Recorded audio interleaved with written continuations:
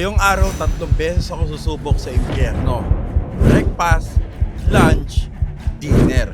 Pero may isang rule, lahat ng kakainin ko ay spicy. Habang tumatagal ang araw, palala ng palala ang magiging anghang. Sa umaga, magsisimula tayo sa kayapan ng katawan ko. Sa tanghali, susubukan ko kung hanggang saan talaga ang limit ko. Sa pagsapit ng gabi, ibibigay ko na ang pinakamatinding spicy food na kakainin ko sa buong araw. Ang goal, matapos ko lahat ng meals ng hindi sumusuko. Pero isang bagay ang sigurado, pagsapit ng hapunan, hindi ko alam kung ako pa ba ang kakain o yung spicy food na ang kakain sa akin. So ngayon, let the spicy day begin!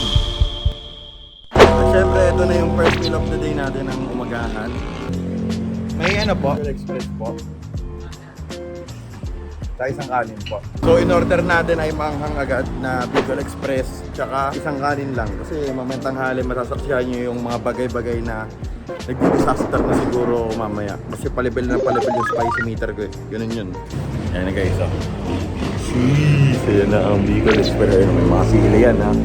Pangang yan. Itong Bicol Express daw guys eh. Manghang daw talaga kainin to.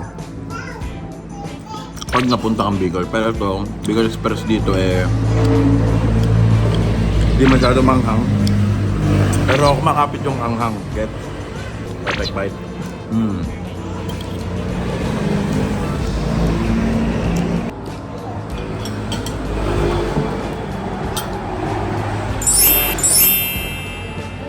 So tapos na tayo kumain. At ang anghang niya lang siguro is nasa 30%. Pero tingnan mo, namumula na naman ako. Para akong nangangamatis na. Tapos ito, sobrang dali lang na umagahan. Sobrang saglit lang talaga kasi ako lang mag-isa ngayon. Hindi na nagpasama kay Kurt. At siguro mamayang tanghali na lang si Kurt. Saan? Pupunta tayo sa... Grabe! Habang papalapit ang GTA 6, halos araw-araw may bagong leak, bagong theory, at bagong balita. Pero ang tanong, alin ba talaga ang mangyayari? At alin lang ang hype? Halos lahat tayo may sariling prediction. May nagsasabing madedelay ulit. May naniniwalang lalabas na ngayong schedule. At bawat bagong announcement, nagbabago rin ang opinion ng community. At dito ko na-discover ang interested na platform. At ang pangalan nito ay Tix. Hindi mo hinuhulaan ang final result.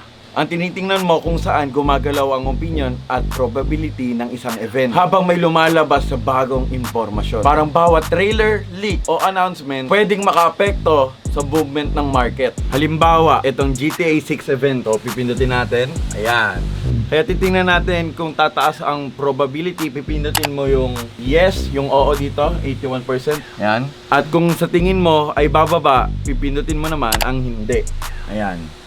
At magsiset tayo ng timer ng 15 minutes. Pipindutin ko na kasi alam ko kung ano eh. Tataas tong market na itong GTA 6. At titingnan natin kung saan gagalaw talaga yung market. Tingnan mo, pataas yung GTA 6 yung tumaya ako. Kung gusto niyo din itong subukan, sa description at pin comment lang at gamitin ang code ko na LAMINZO09 para sa available welcome offer. Pero tandaan mo, 18 plus lang.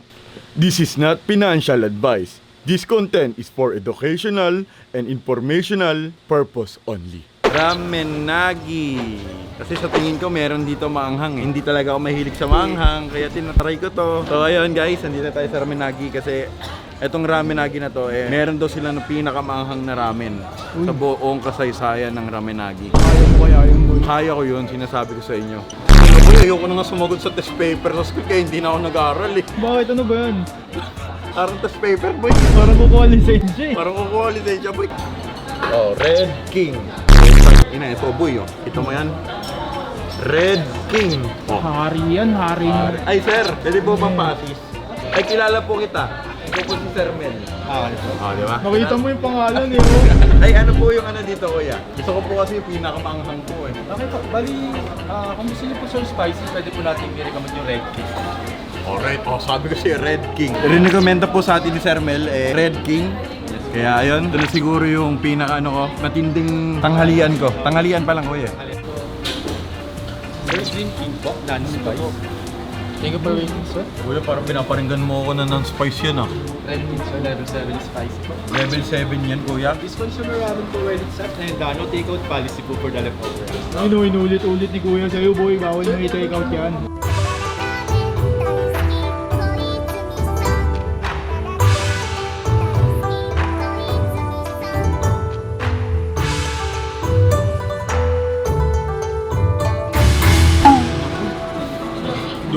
naman yung ang sa ilong mo, boy.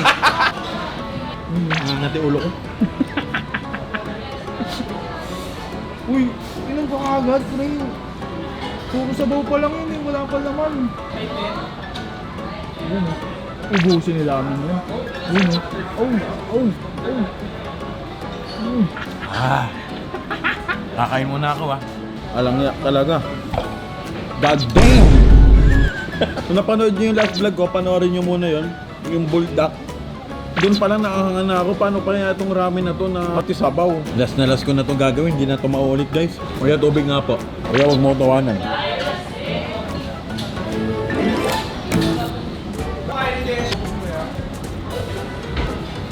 Dahil sa tutusin lang, malamig dito sa loob sobrang lamig. Pero ngayon pinagpapawisan na ako.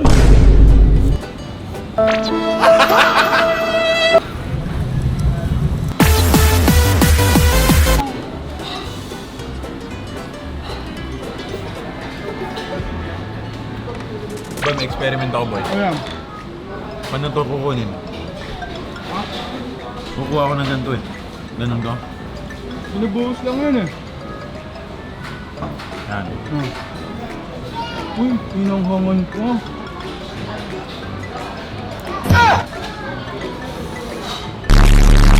Tawag ka tubig. Ayun o, talaga. Tubig po, tubig. Ano na po itsura ko kaya? Uy. Rumble. Inaano pa.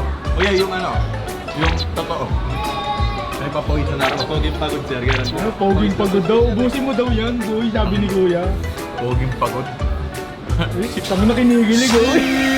Sin City wasn't made for you. Ubusin mo nga ito para lalong magmukhang pagod. Wala kaming pakialam! Tama nga yung sinabi ni ChatGPT guys. Pag sobra sa anghang ka talaga, sinisipon ka. Bumabarado daw yung ilong. Sabaw na lang to, ubusan natin yung noodles tsaka yung laman. So yung sabaw, kailangan ko ubusin pa. Busog na ba? Kunti na lang. May ice cream po. Salmon. Meron po. We have matcha, black sesame, vanilla, and strawberry. Vanilla nga po. Vanilla ice cream. Opo. Isa lang po muna. Pusang buti may ice cream. Last ko na talaga to. Challenge na to. Hindi na ako magmakakang sa Ramenagi.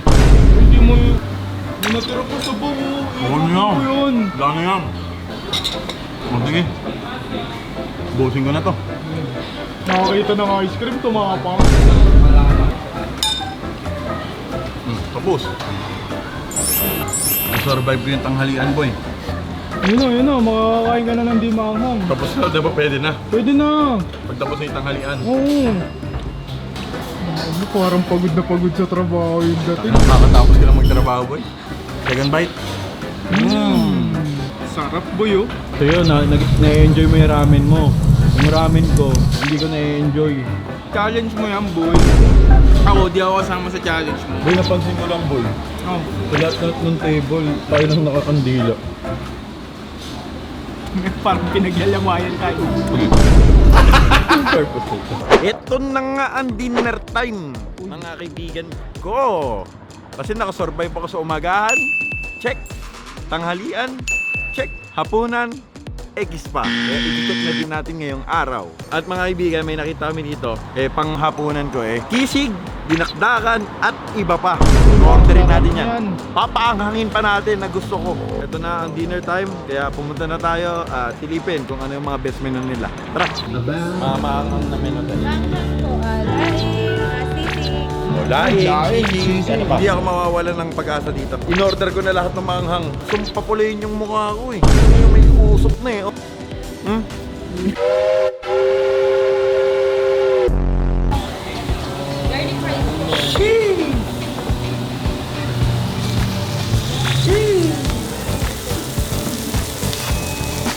Pinanghang niyo na po yan. I like that,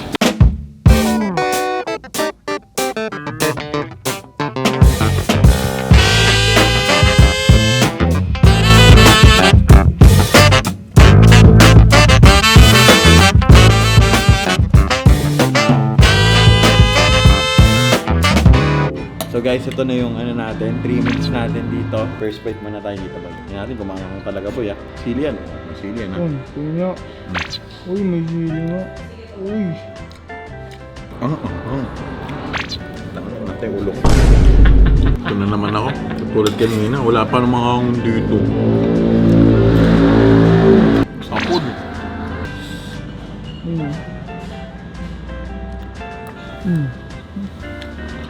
Minit ka. Ano po eh?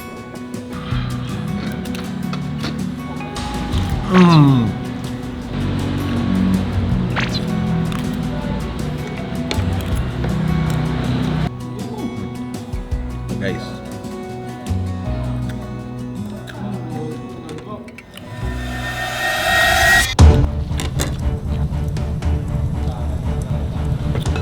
May thrilling na. Yan guys, tapos na tayo. Uy, di mo naubos. May mga tira. Pwede mag-take out. Pwede magtunang. Doon sa kasi sa tanghalian natin, bawal leftover eh. Dito pwede. Pwede to. Basta maubos yung kanin, ayun yung goal. Maubos lang yung kanin. Yan mo yung laing boy. Mapapansin mo. Puro sili. Uy, Loob. sarap yan, boy.